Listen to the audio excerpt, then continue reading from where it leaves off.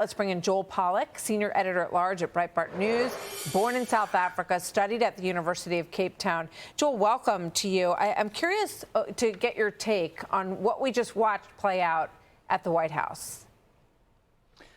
The South African delegation came prepared to lecture President Trump on why he was wrong about the discrimination and threats against white farmers and white South Africans generally.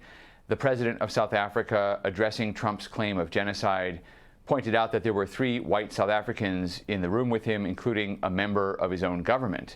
Trump then put on the video that you just saw an excerpt of, and it is a video of a prominent South African leader, Julius Malema, who leads one of the major opposition parties, calling for the murder of farmers, chanting, "Kill the farmer, shoot to kill," being joined in that chant by stadiums full of supporters.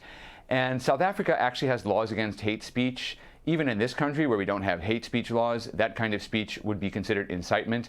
But as Trump pointed out, nothing was being done about that. And South Africa has laws, including one recently signed by Cyril Ramaphosa himself, that allow the taking of property without compensation. There are also racially discriminatory laws that affect white South Africans and other minority groups within South Africa. So Trump showed the South African president to his face the evidence that the South African president was trying to deny with this nakedly racial appeal, and it was very effective. Yeah. You know, at one part, so after this very dramatic video plays, and then, you know, they go back and forth over the elements of it, and you see the pushback from the South African president about what is that? You know, I'm not aware of this area with these white crosses, but as soon as this very dramatic video ended, Peter Alexander from NBC piped in, "Tell me about the Qatari jet. Are you going to accept it?"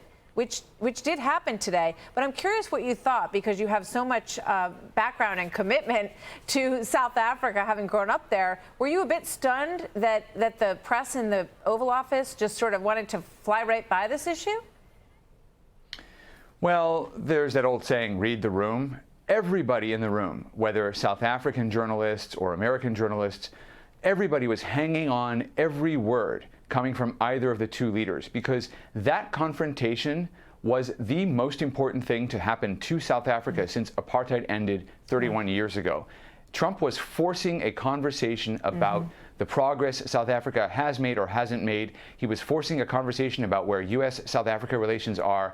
And in waltzes this other journalist with his question about a Qatari plane. He had some kind of assignment from his editor, and he was determined to try to get Trump's reaction. And he didn't care about the context. And everybody in the room, one senses, was irritated with him, not just Trump, the other journalists, the South African journalists. So Trump sent him back to the kids' table and let the adults continue talking. I just want to play this quickly. This is Retief Goosen, who is one of the people who was brought in with the South African president. He's a golfer, and he was talking about his family's own experience. And he was brought with the South African president, but he, you know, really made a point that I think was contrary in many ways to what the South African president was trying to promote here. Watch this. They live behind electric fences, you know, try and be at night safe. But it is constant whenever you leave that something could happen. And there's nowhere to live. You know, both of them has been attacked in their houses. My mom's been attacked in her house when she was 80. So it is difficult. So let me ask you this. You know, I watched the lower thirds of the other networks, and they said, you know, Trump pushes false claims of genocide in South Africa. What is your take on this? You know, how much of this is actually happening? How many people are being killed in these situations? What's the reality from your reporting? South Africa has extremely high levels of violent crime that are growing worse. And that crime affects both black and white South Africans, as Johan Rupert, one of the South African businessmen in the room, pointed out. But there is also the separate issue of the targeting of white South Africans, especially Afrikaners, especially farmers.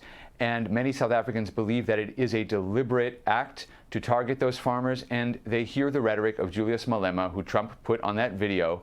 By the way, in reaction to the meeting, Julius Malema posted statements in which he stood by his positions, and his party reiterated the chant, "Kill the farmer." You have a situation that will lend itself to genocide because this kind of incendiary rhetoric is being used to justify those farm killings, and that's what Trump is pointing to. I just want to very quickly play this soundbite from Nelson Mandela on the day that he was inaugurated, freed from prison and inaugurated. And he later got heat from certain groups in South Africa for being too open to having a partnership with all of the different communities of the country. Here's what he said on that day. We enter into a covenant that we shall build a society in which all South Africans, both black and white, will be able to walk tall without any fear in their hearts, assured of their inalienable right to human dignity, a rainbow nation at peace with itself and the world. Thoughts on that, given where we are today? That is the South Africa with which the United States has a good relationship, not the South Africa of corruption, crime, and racial incendiary rhetoric that pushes an agenda of radical redistribution. The woke ideas of racial redistribution are destroying the South African economy, just like they threaten to destroy our institutions over here. And you heard the pleas from those in the Oval Office, from Ernie Els, from others in the room. Please, we need American help to get the reforms through that are necessary for South Africa, not just to have good relations with the United States, but to save itself from economic collapse. And even though this was criticism from Trump against South Africa, it was the best thing to happen to South Africa since the end of apartheid. Fascinating. He pushed the issue right into the Oval Office and really forced everybody to pay attention today, which is a very interesting move on his part. Thank you so much, Joel Pollak. Good to have you here today. Hey, it's Will Kane. Click here to subscribe to the Fox News channel on YouTube. It's the best way to get our latest interviews and highlights. And click to subscribe to the Will Kane podcast for full episodes right now.